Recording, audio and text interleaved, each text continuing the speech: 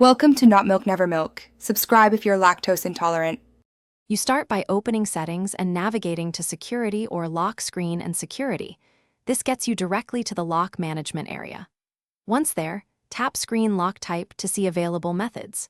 You choose Pattern because it balances speed and memorability. Now you'll confirm your current unlock method.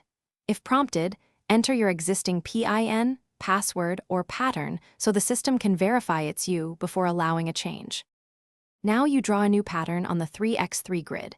Make sure it uses at least 4 dots so Android accepts it, and avoid trivial shapes like straight lines. Once done, the interface asks you to redraw. This double entry prevents mistyped patterns and trains muscle memory.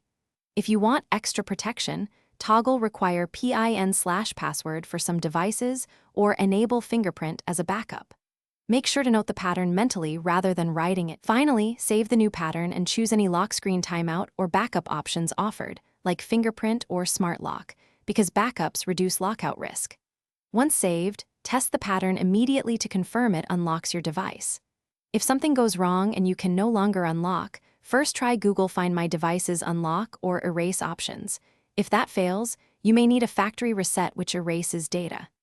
As a tip, keep your Google account active for recovery.